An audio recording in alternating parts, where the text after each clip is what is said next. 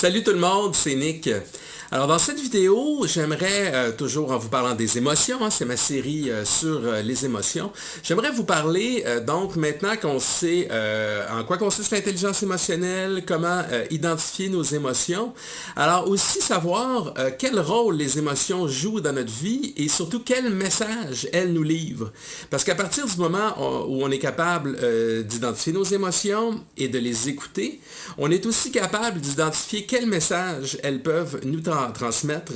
Et ce message-là nous en dit beaucoup sur la manière dont elles peuvent nous nuire ou nous aider dans notre vie. Alors, mieux vous serez en mesure de décoder les messages de vos émotions et mieux vous vivrez vos émotions tous les jours et votre vie en entier. Alors, bonne écoute et à bientôt.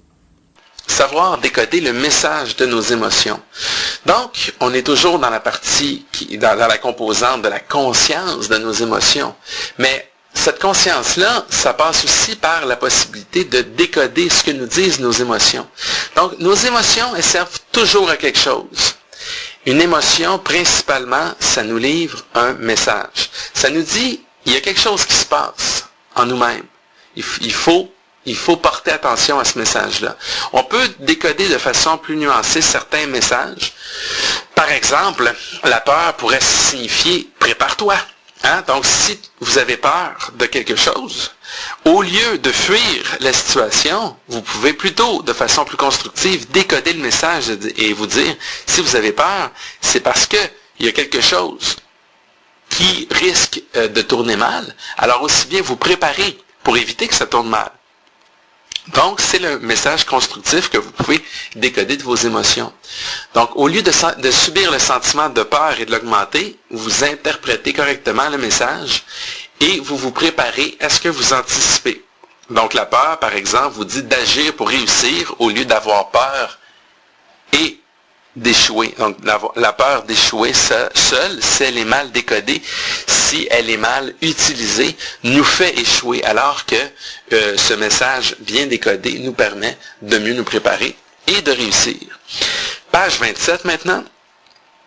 Alors, associer un message à nos émotions. Donc, tout comme à la page 26, je vous présentais que le fait que nos émotions nous présentent un message, eh bien, voici quelques exemples de messages. Alors, l'inconfort, la gêne, par exemple, qu'est-ce que ça peut nous dire?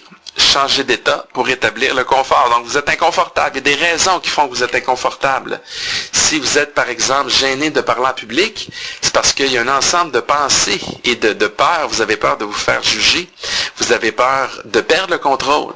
Donc, il y a des actions que vous pouvez faire pour améliorer votre état de confort. Plus vous allez parler en public souvent, plus vous allez apprivoiser cet état de gêne et plus vous allez en déconstruire l'aspect négatif. L'agressivité, qu'est-ce qu'elle nous dit? Une règle à laquelle nous croyons a été bafouée par les autres ou par nous-mêmes.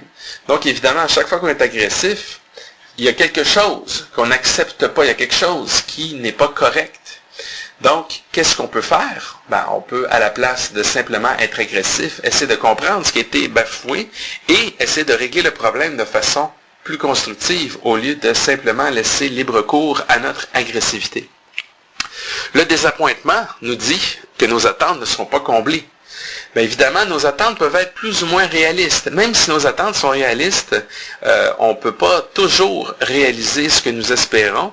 À ce moment-là, il faut réviser nos attentes de manière à les rendre plus réalistes ou simplement à nous donner une seconde chance si nos attentes sont réalistes et à faire ce qu'il faut finalement pour que nos attentes finissent par être satisfaisantes.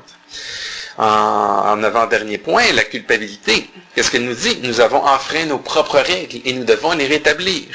Si je sortais dans la rue et que je volais le sac d'une vieille dame, je me sentirais coupable. En ce sens-là, la culpabilité est tout à fait saine. Il ne s'agit pas de culpabilité morbide. Pourquoi? Parce que selon mes propres valeurs, mes propres critères, voler quelqu'un, à plus forte raison une personne âgée sans défense, est tout à fait à l'extérieur de mes normes. Donc, si je commettais un acte de ce type-là, je me sentirais automatiquement coupable et le but de cette émotion-là consisterait à rétablir les règles, à rester cohérent face aux règles, aux valeurs que je me donne moi-même. Enfin, l'accablement et la démotivation, qu'est-ce que ça nous dit? Organisez-vous mieux. Donc, si vous vous sentez accablé, si vous perdez la motivation parce que vous ne savez pas par où commencer, eh bien, vous pouvez ajouter du sens à vos activités. Vous pouvez vous organiser davantage pour faire vos activités une étape à la fois pour éviter la confusion et le sentiment d'accablement.